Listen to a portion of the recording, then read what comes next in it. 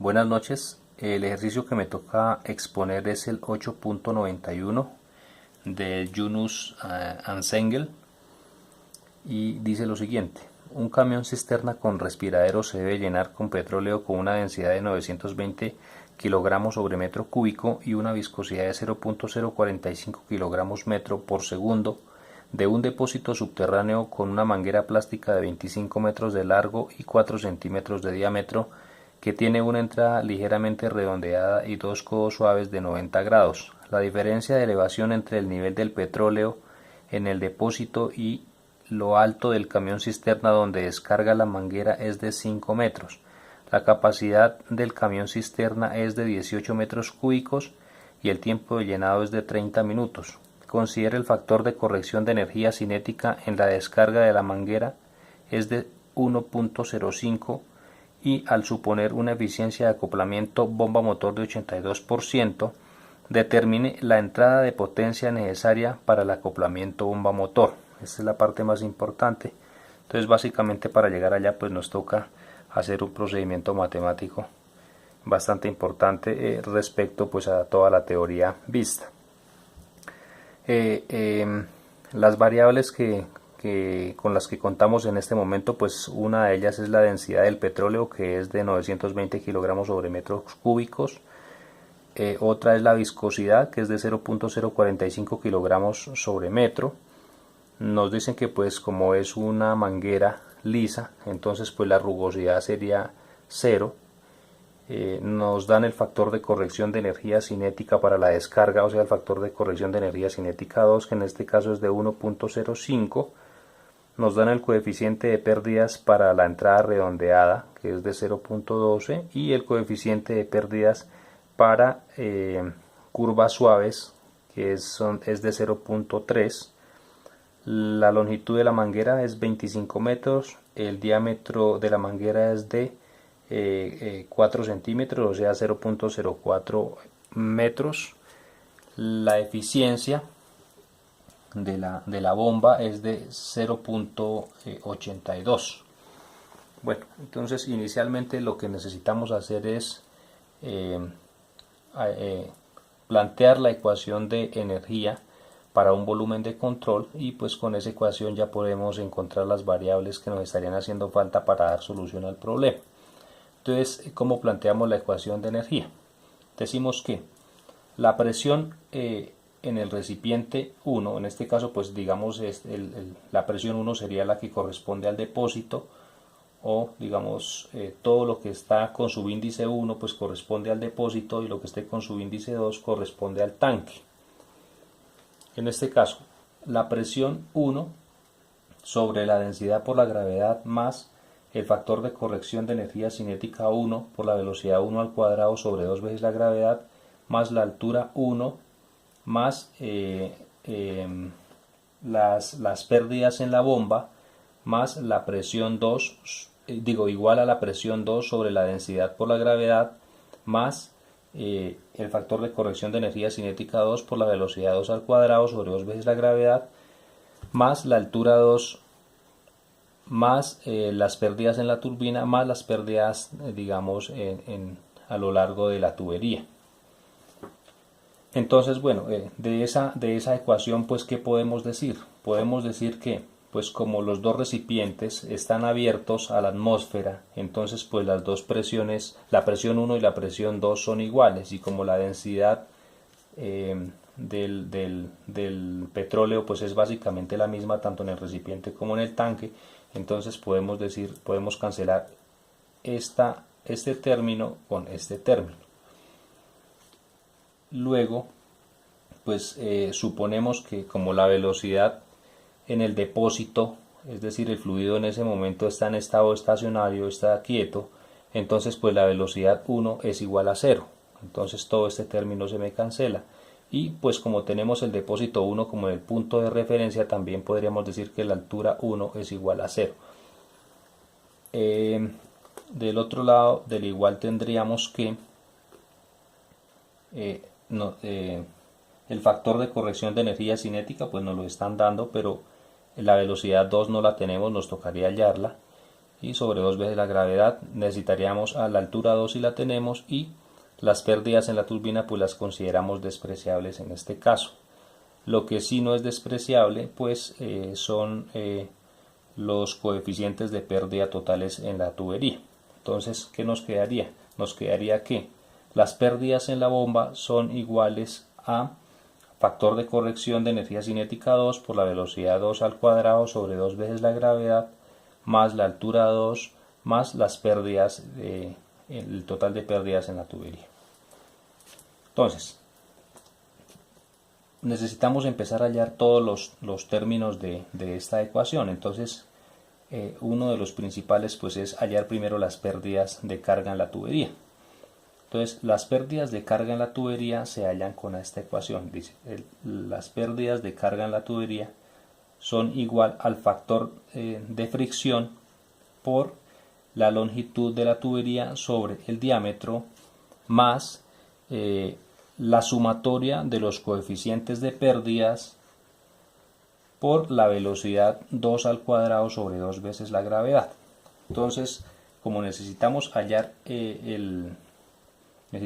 las pérdidas de carga en la tubería, pero necesitamos el factor de fricción, pues nos toca empezar a hallarlo. Entonces, para las tuberías lisas, porque nos están diciendo que es una tubería lisa, se tiene la ecuación de Colebrook y nos dice que 1 sobre la raíz del factor de fricción es igual a menos 2 veces menos 2,0 logaritmo de la rugosidad sobre el diámetro sobre 3.7 más 2.51 sobre Reynolds por la raíz del factor de fricción, y pues eso básicamente sería 1 sobre la raíz del factor de fricción igual a menos 2,0 logaritmo de, pues como la rugosidad es 0, pues este término se me anula, me queda en 0, y más 2.51 sobre Reynolds por el factor de fricción. Entonces, de esta ecuación básicamente no tenemos Reynolds, no tenemos el número de Reynolds, entonces nos toca hallarlo. Entonces, el número de Reynolds nos dice que es igual a la densidad por la velocidad 2 por el diámetro de la tubería sobre la viscosidad, pero pues no tenemos la velocidad 2, entonces nos tocaría hallarla, y para hallarla pues inicialmente necesitaríamos hallar el caudal. Entonces, ¿qué hacemos inicialmente? Pues hallamos el caudal. Entonces, el caudal nos dicen que es pues básicamente el volumen del tanque, que en este caso son los 18 metros cúbicos, sobre el delta del tiempo, que pues es cuánto tiempo se tarda, digamos, la bomba en impulsar esos 18 metros cúbicos de petróleo hacia el tanque. En este caso, pues como el dato lo tenemos que dar en metros cúbicos sobre segundo, pues decimos que son 18 metros cúbicos sobre 30 minutos por 60 segundos, que son 30 minutos. Y eso nos da que el caudal es 0.01 metros cúbicos sobre segundo. Bueno, ya teniendo el caudal, pues ahora sí podemos hallar la velocidad. Entonces decimos que la velocidad 2 es igual a el caudal sobre el área transversal. Entonces en este caso sería el caudal sobre pi por el diámetro al cuadrado sobre 4, y eso nos da 0.01 metros cúbicos sobre segundo, que es el caudal, sobre el área transversal, que es pi por 0.04 metros al cuadrado sobre 4, y eso nos da 7.958 metros sobre segundos. Esa sería la velocidad a la que se está transportando el fluido. Ahora, como ya tenemos la velocidad, ahora sí determinamos el número de Reynolds, y decimos que el número de Reynolds es igual a la densidad por la velocidad 2 por el diámetro sobre la viscosidad. Entonces reemplazamos estos valores. Entonces la densidad es 920 kilogramos sobre metro cúbico por la velocidad que acabamos de hallar, que es 7.958 metros sobre segundo, por el diámetro de la tubería, que es 0.04 metros, sobre la viscosidad, que nos la dieron, que es 0.045 kilogramos sobre metro por segundo, y pues eso nos da que es 6508 el número de Reynolds, y pues como es mayor que 4000, pues decimos que en este caso pues el fluido es turbulento. Pero pues como nos interesaba hallar el número de Reynolds para hallar el factor de fricción, entonces pues retomamos la ecuación y decimos que 1 sobre la raíz de factor de fricción debe ser igual a menos 2,0 logaritmo de 0, ya habíamos dicho que era 0 porque la rugosidad era 0, más 2.51 sobre Reynolds, que lo acabamos de hallar, que es 6508 por la raíz del factor de fricción. Entonces pues ahí toca por propiedad de los logaritmos tratar de resolver esta ecuación, pero pues como es un procedimiento bastante largo, entonces pues se resolvió con la calculadora y pues nos dio que el factor de fricción es de 0.0347, eso es adimensional. Entonces ya teniendo el factor de fricción, ahora sí vamos a hallar las pérdidas de carga total. Pero para hallar las pérdidas de carga total teniendo el factor de fricción, pues necesitamos hallar la suma de los coeficientes de pérdidas total. Entonces, que son los K sub L en este caso. Entonces, esa sumatoria de los K sub L nos dicen que es la suma de los coeficientes de pérdida debido a una entrada redondeada más el coeficiente de pérdida debido a una curva suave a 90 grados, pero como sabemos que son dos curvas, entonces por eso acá esta constante que multiplica, digamos, al factor que corresponde a la curva suave. Entonces, como ya sabemos que el coeficiente de pérdidas debido a una curva redondeada es de 0,12 y que el coeficiente de pérdidas debido a una curva suave es de 0,3, pues lo multiplicamos por 2 porque son dos curvas suaves a 90. Entonces esta suma nos da 0,72. Entonces el K sub L total, la sumatoria de los K sub L, nos da 0,72. Entonces ya tendríamos este término de acá, la ecuación para hallar la pérdida de carga total. Entonces lo que hacemos pues es simplemente reemplazar los valores. Entonces el factor de fricción, que lo acabamos de hallar, nos da 0.0347 por la longitud de la tubería, que son 25 metros, sobre 0.04 metros, que es el diámetro, más la sumatoria de los coeficientes de pérdidas, que nos da 0.72. Y eso lo multiplicamos por la velocidad que hemos hallado anteriormente, que es la velocidad 2, que es 7.958 metros sobre segundo al cuadrado, sobre 2 veces la gravedad, que es 9.81 metros sobre segundo al cuadrado. Entonces, digamos, esa operación nos da que la pérdida de carga total en la tubería o en la manguera lisa, en este caso, es de 72.33 metros. Entonces, ahí lo curioso es por qué dan metros. Pues básicamente eso equivale a que, digamos, por todas estas pérdidas, la tubería en este caso vendría a tener básicamente 72.33 metros si no tuviese, digamos, todas estas pérdidas. Eso es básicamente lo que quiere decir. Pues ya teniendo la pérdida de carga, y como inicialmente habíamos dicho que necesitábamos hallar las pérdidas en la bomba, y que para hallar las pérdidas en la bomba necesitábamos el factor de corrección de energía cinética, pues efectivamente ya nos lo habían dado. Necesitábamos la velocidad 2 al cuadrado sobre 2 veces la gravedad, estos datos ya los tenemos, más la altura 2, pero pues este dato también ya lo tenemos, sabemos que es 5 metros, ¿sí? Y también tenemos HL, que lo acabamos de hallar, que ese, digamos, era la variable que digamos más procedimiento tenía para poderla hallar. Entonces ahora sí vamos a hallar las pérdidas en la bomba.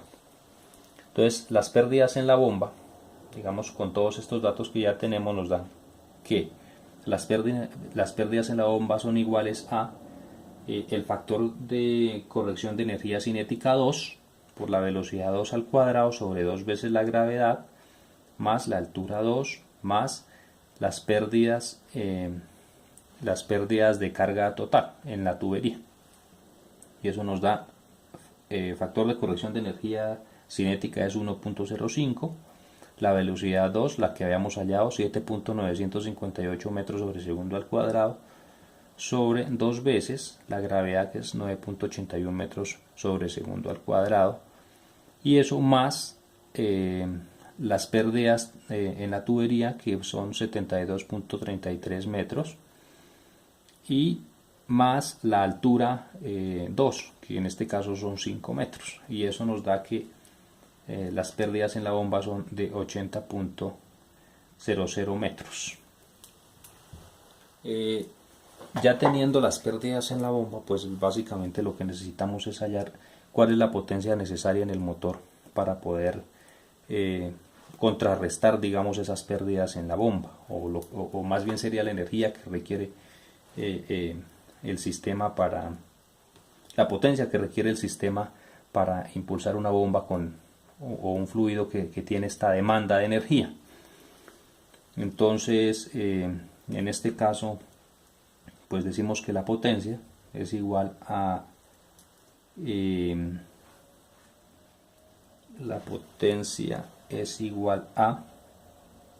al caudal, donde lo habíamos hallado, 0. Bueno, el caudal es 0.01 metros cúbicos sobre segundo, ¿cierto?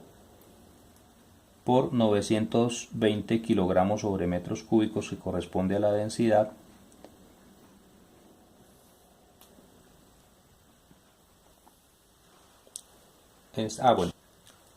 Bueno, decíamos que el caudal, que la potencia necesaria en el motor es igual a el caudal por la densidad por la gravedad por las pérdidas en la bomba sobre la eficiencia de la bomba. En este caso, pues el caudal era el que habíamos hallado anteriormente, que nos da 0.01 metros cúbicos sobre segundo.